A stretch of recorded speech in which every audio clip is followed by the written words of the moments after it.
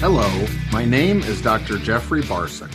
I am a professor of medicine and medical education at Northwestern University Feinberg School of Medicine.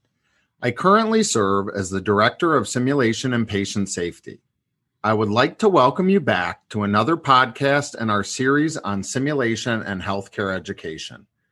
Today, we plan to highlight Chapter 8 on feedback and debriefing in mastery learning within our book called Comprehensive Healthcare Simulation, Mastery Learning and Health Professions Education. Today, I have the distinct honor of interviewing my friend and colleague, Dr. Walter Eppich, who is a research professor and chair of simulation education and research at the RCSI University of Medicine and Health Sciences in Ireland. Walter, it's an honor to interview you today. Thank you so much for having me, Jeff.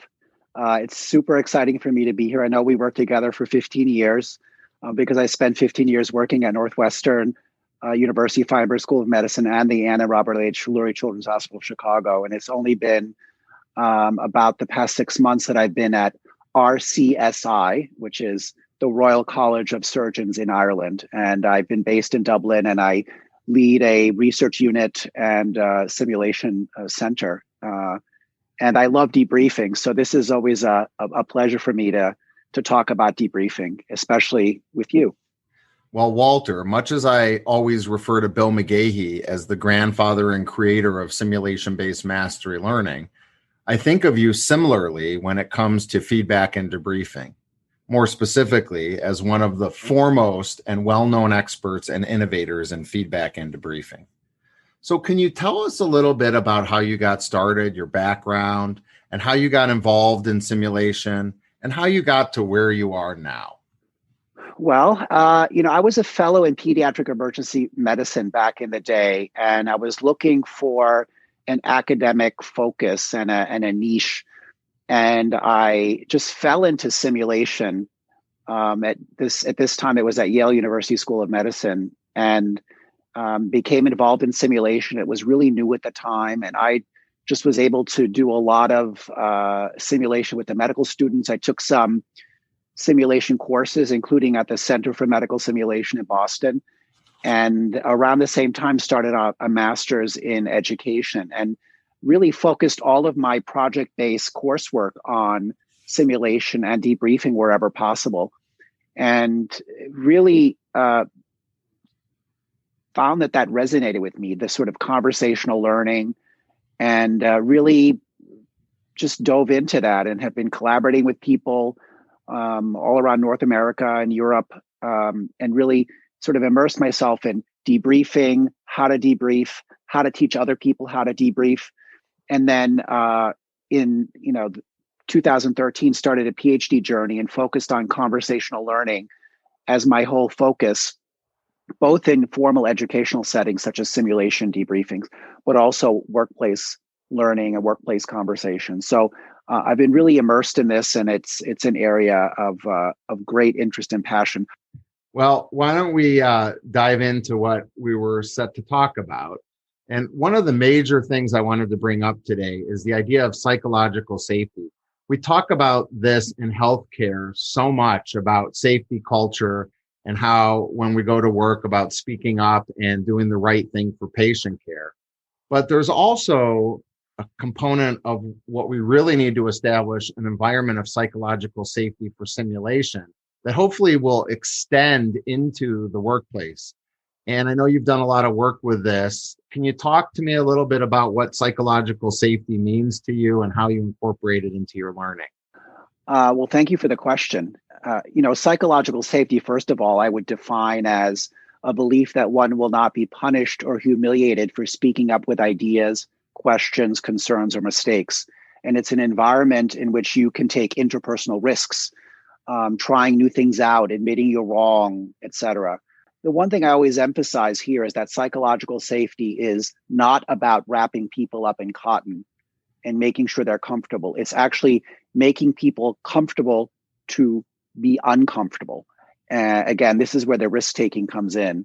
And, Amy Edmondson is a management professor at Harvard, and she talks a lot about psychological safety. And it's fundamentally important in workplaces, as you've already mentioned, to promote speaking up behaviors, but also in simulation, especially because we're putting people at the edge of their expertise to try out new things and confronting them with the limits of their knowledge and skills. And so there's lots of different strategies that we can use, both before the simulation, setting the scene, pre-briefing, helping people engage in a limited realism setting, but also during the case, and then of course during the debriefing and feedback components of it, and how we frame the session. And I know that Bill, who has been a big mentor to us, Bill McGahey, talks a lot about evaluation apprehension. And I think one of the things we can do even before the simulation is talk about, we assess so that you know what your strengths and weaknesses are, so that we can, instill a growth mindset and help people improve. And often those simple things go a long way to helping promote psychological safety. And other things would be, basic ground rules around the session, ensuring confidentiality, being clear about who gets to view the video recordings, if any of those are made. Those sort of things would be things that I keep in mind. And I would say the ability to establish and maintain psychological safety is one of the foundational pillars of simulation-based education. And you neglect elements of creating a supportive learning environment at your own risk, because that will come back to bite you later on in the session. Yeah, I love that explanation. And you mentioned the pre-briefing. And for me, when I do procedural education or advanced cardiac life support team training, we'll dedicate the first 10 minutes to just doing the pre-briefing, so that not only are we establishing the fiction contract, as we like to say, that this is not real, it's a simulation and it's okay to make errors here, but also that we establish what we call the Vegas contract. Everything that happens in the sim lab stays in the sim lab, and we're not going to share what happens with others. And when we talk, we don't talk about individuals and what individuals did, but we talk about situations, and we don't point fingers. And I think that's really important for debriefing. Yeah, I couldn't agree more. I mean, I often like to emphasize that we don't take anything out of the simulation that's identifiable to a specific person. We take away the learnings, but not things people said or did on an individual basis. Because I think that's one of the things that makes people uncomfortable potentially about simulation. So lots of great strategies. There's one other thing you said that Bill McGahey says that just strikes home with me, and I always bring it up in my pre-briefing as well, is that today we're doing assessment for learning, not assessment of learning, if we're doing a baseline assessment at all. And that's what you brought up and I think that helps to create the psychological safety of evaluation apprehension that may exist. And the more we get used to, as clinicians, being assessed for learning, I think the more our apprehension is going to go away. So we talk about feedback and debriefing a lot, and some people confuse the two terms in my mind. What is the difference between feedback and debriefing? That's an interesting question. And I think that the origins of the terms feedback and debriefing, feedback really being framed years ago as information about how you did compared to some standard. And I know that, Monica Vanderritter has a pretty classic paper in 2007 framing debriefing as information, whereas debriefing is a conversation to reflect on events, identify strengths and areas of improvement. But I will say in last year, we came out with a paper with some really heavy hitters in both feedback and debriefing.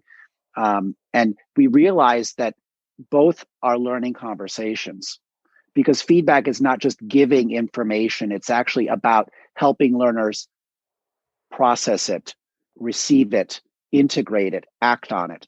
And I think when we look at both of these processes, I think increasingly we are thinking of them as conversational learning moments, if you will.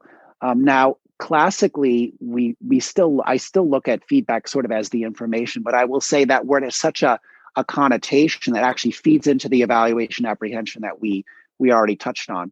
And I'm sure you know this experience in clinical practice as well as simulation. If you say, can I give you some feedback? People are expecting critique. Whereas if I say, can we debrief that? They're like, oh, I'm going to learn something. So I think the important part here is not the semantics, or as Bill would say, antics with semantics. I would say there's something about learners performing, and we need to help them in conversation to improve. That means we need to be specific about what they did, and we need to explore with them why they did what they did and how to make it better. And in some ways, it could just be telling them, hey, try it this way, and then they try it. And other times, it might need more of a conversation. But what's critically important here is it's not only about the feedback and debriefing, but the deliberate practice in which the feedback and debriefing is embedded, and trying things again and again and again.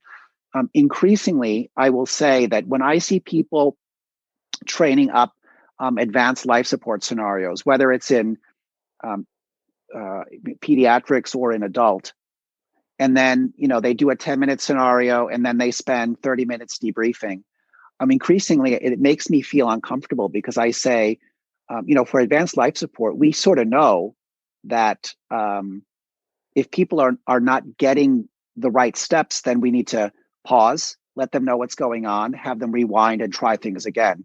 And we know the work of Elizabeth Hunt from Hopkins and rapid cycle deliberate practice, which is really quite tailored toward this advanced life support skill context, and can be used in other areas, of course, is all about the feedback and debriefing paired with the practice, which then cycles back into getting more feedback and then trying it again, right? And perfecting what you're doing, and in the mastery learning model, to get to that standard, right? That agreed upon standard of performance. So feedback and debriefing are not standalone entities. They're actually integral to the process. And so I would say, in terms of the characteristics of each of these things, feedback, if we're still going to lean a little bit towards this information about how someone did, requires specificity. It should be concrete. It should be actionable. It should provide guidance in terms of what to do better next time. And of course, some of that can be derived in using self-assessment approaches as in debriefing, such as maybe the Pearls model, which integrates lots of different areas. That's a model Adam Cheng and I came up with. But really, it's about cycling and trying things out again. And I would say those are vitally important, which is why in mastery learning, we frame the educators as coaches. And I think that's one of the things that's a little bit unique to mastery learning. The educators are heavily involved because some of these cyclical processes of feedback, debriefing, trying it again are quite tight. Because we want people to get to the standard, and we want them to be practicing in the ideal manner. So we don't let them do things and flounder for minutes on end. We pause, we coach, which is also a learning conversation, and then we let them try again. And you mentioned a few characteristics of feedback, that it's actionable and specific. One of my pet peeves is end of rotation evaluations that we often see for students or residents or fellows in training in medicine. And we'll find that they'll get areas for improvement, and it will say something like continue to read. And that's not very specific. It's certainly actionable, but it doesn't really tell you where it came from. It's not very valuable to the learner. So it really hits home for me. And I think we, as facilitators and teachers, need to be much better at the way we give feedback. I mean, the one thing I'll also mention, if we bring it back to the simulation set context, is that, and specifically advanced life support, we can integrate objective performance data into the coaching and debriefing, if you will. As an example, visual representations of chest compression depth and rate